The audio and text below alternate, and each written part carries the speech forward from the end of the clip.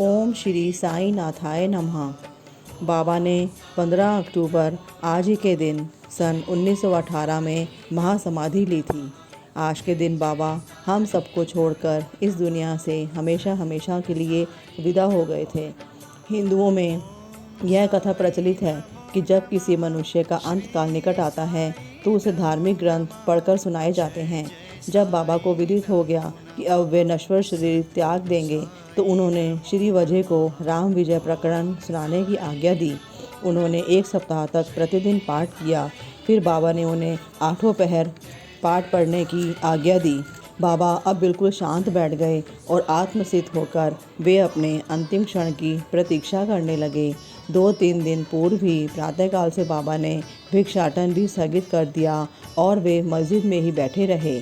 वे अपने अंतिम क्षण की प्रतीक्षा करने लगे और सब भक्तों को धैर्य बंधाते रहे, पर उन्होंने इससे किसी को भी जिक्र नहीं किया, न ही अपनी कोई व्यथा प्रकट करी। महानिर्वाण के दिन अर्थात 15 अक्टूबर को आरती समाप्त होने के पश्चात बाबा ने सब लोगों को अपने निवास स्थान पर जाने की आज्ञा दी, लेकिन फिर भी कुछ भक्तगण बाबा के प्रेम में पड़कर वहीं बैठे रहे। लक्ष्मीबाई शिंदे को बाबा ने 9 रुपये देने के बाद कहा, मुझे मस्जिद में अब अच्छा नहीं लगता, इसलिए मुझे बूटी के पत्थरवाड़े में ले चलो, वहाँ मैं सुखपूर्वक रहूँगा। यही अंतिम क्षण बाबा के श्रीमुख से निकले। इसी समय बाबा बायजाबाई के शरीर की ओर झुक गए और अंतिम श्वास छोड़ दी। बाबा समाधिस्थ हो गए। बाबा का स्वरूप अब देखने को नहीं मिल सकता, फिर भी यदि हम शिरडी जाएं तो हमें वहाँ उनका जीवित सृजित चरित्र नज़र आएगा, जो एक चित्र के रूप में वहाँ शोभायमान है।